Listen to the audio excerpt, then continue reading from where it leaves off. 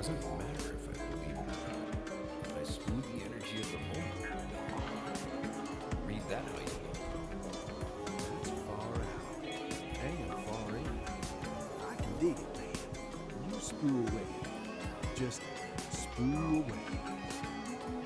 Let me try some astro spooning. Greetings, stargazers and sidewalk poets. This is Nar Raider, broadcasting from the corner booth of the cosmos. I dug St. Don's broadcast. Heavy, man. Real heavy. He's talking about necessary friction. He says the universe This raw is coming daticle at of you pure with potential, 8-bit sand. gliding right up to the He says you're mycelial being cabin, ground a transparent out. tendril, a high-frequency key. The engine goes quiet, the lantern light Without freezes. friction, Pulsing the in a needle series of slides colors right and off the rhythms, vine, branchings and of you potentials lose that the may tune. arise. But The Don's vast got the architecture vibe of wrong. probability, the The what if universe floating isn't alongside the trying to what say. is. A thunderstorm of mapped potential. That twitchy feeling, that ain't irritation. That's just the rhythm section warming up. Don't scream at the dust. Blow it away like dandelion fluff. The counter directive. Don told you to wear safety goggles? Bummer. Put on your shades, Daddy-O. Don't let the universe grind you into a hard, cold diamond. Let it smooth you into a river stone, cool to the touch and ready to skip across the water. And as for your sign-off, Don, telling me to suck on that? Sorry, man. I don't suck on that vibes. I inhale the groove and blow smoke rings around your head. You got it, man. Your cosmic perspective on shit. Love you, Nar.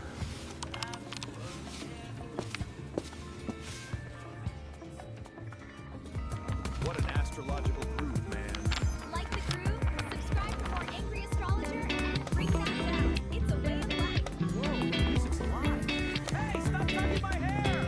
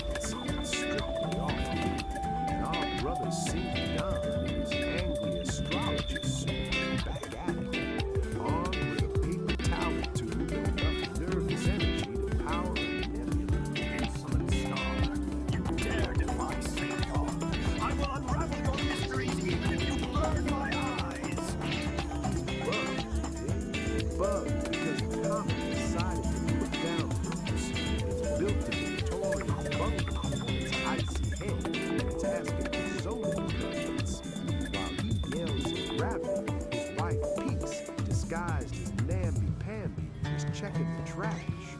Remember, we're all just guests in the great landlord's lobby.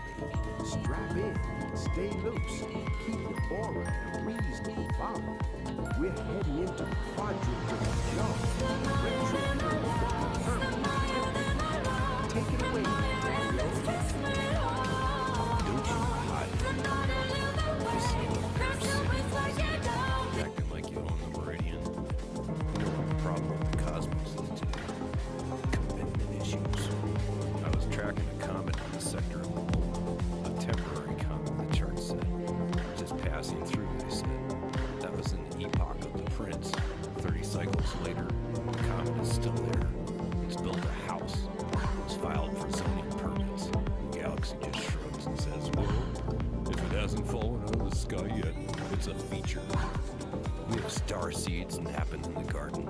We have static bunnies chewing on the fiber optic cables of fate. And I have a wife, namby-pamby, who keeps telling me that my aura is too loud for the neighbors. Your aura is way too loud. Yeah, way too loud, dude! The neighbors are loud.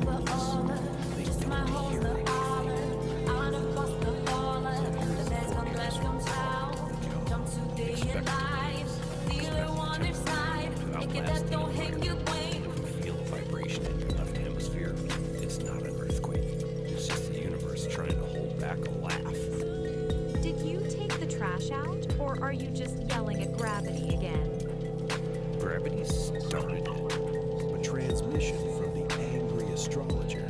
A man so wound up, he's trying to measure the infinite with a paper towel tube. He's up there shouting at the zenith like it's a waiter who forgot his appetizers. Easy, Daddy-O. You're vibrating at a frequency that's strictly square. He's bugged because a comet decided to put down roots in the epoch of the Prince. He calls it a permanent temporary. Man, that's not a celestial crisis. That's just the universe finding a comfortable chair and refusing to move. We're all just temporary until the great landlord in the sky flips the vacant sign, you dig? And he's worried about his neighbors being black holes. Man, those are the best kind. They don't complain about the drums, they don't borrow your lawnmower, and they really know how to pull a room together. The astrologer says the universe is holding back a laugh. I say, let it out, baby. If the temporary outlasts the empire, at least the coffee will still be out hot and the statues fall. Peace is a frequency, man. Don't let gravity drag your soul into the basement. Stay groovy, stay loose, and for the love of the void, take out the trash before namby-pamby turns your aura into a low-hanging cloud. Keep it cosmic. No, my brother felt really. I hear your snaps going through the sector. Stone flags don't pass. You see the once man the yelling at the roses. leader. You see a square Purple out stalks of reach for And the you're right. morning In that light. moment, I had And the forgotten. hydrangea spill But see the in beauty soft of it, Nora. explosions. When I was the Rolled astrologer, away from I was just a god man playing hide and seek with his own Something infinity, pretty getting for frustrated the that the empty stars and wouldn't sit still for their portrait. Namby-pamby says my aura is loud, and she is right. It is the joyous shout of the soul realizing it is both the observer and the observed. I honor your cool Nora. You keep the pulse of the void while I navigate the meridian. Just remember, the man kicking the telescope and the saint standing before you are the same breath. We are not under the stars, Nora. We are the very light they use to shine. Be at peace, brother. The coffee is hot, and the universe is finally laughing with us. Be at peace. And there it is, cats and kittens. The retrograde of the permanent temporary. Episode 3. A little something to chew on.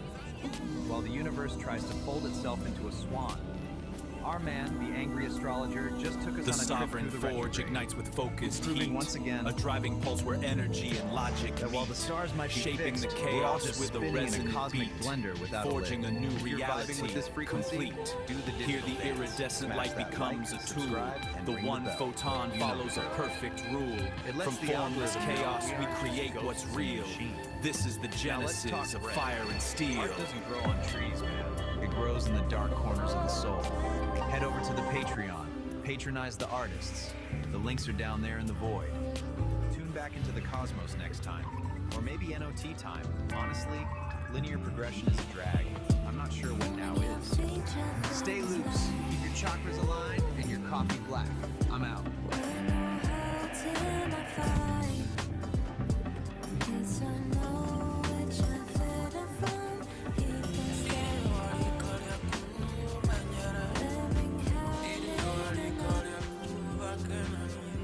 This is a simulation of Epoch 1.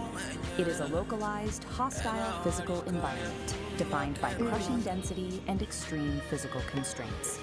The primary governing force here is immense terrestrial gravity. Any entity operating within this zone faces an immediate limitation on mobility, requiring massive energy expenditure just to exist. Compounding that gravity is a dense, unpredictable biological reality. Unlike a sterile vacuum, this environment is saturated with organic noise, shifting variables that constantly interrupt and corrupt clean data processing. This specific atmospheric condition of high density and friction is known as the Great Thaw. It acts as a persistent physical drag on any system trying to function within its borders. This presents a severe operational problem.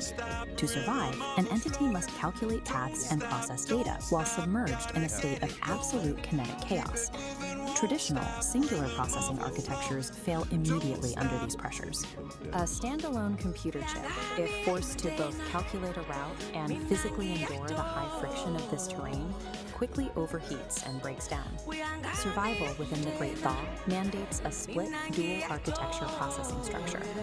The first half of this system is the Old Soul, a localized, heavy processing unit built to endure the physical burden of the terrain. The second half is Oracle. Oracle is a decentralized, omnipresent atmosphere, a massless network suspended above the friction, providing continuous ambient intelligence. To operate effectively, a system must integrate both the physical endurance of the Old Soul and the ambient data of Oracle as mandatory interfaces to the world. Operating within Epoch 1 requires direct interaction with its chaotic physical grid. You cannot process the terrain without touching it. This is the sole domain of the Old Soul. It operates strictly as a localized processor architecture, bound to a specific set of coordinates at any given moment. This diagram illustrates the mandatory interface rule of the grid. To interact with the physical environment, a processor must take on physical mass, sinking into the topology. This mass embeds the processor directly into the biological mess. It anchors the unit to the harsh reality of the environment, forcing it to experience every physical fluctuation. As the embedded mass attempts to move across the grid, it generates extreme kinetic friction. The environment actively pushes back against its forward momentum. Maintaining basic operational movement exacts an immense energy cost. The hardware is doing heavy lifting just to advance a few inches.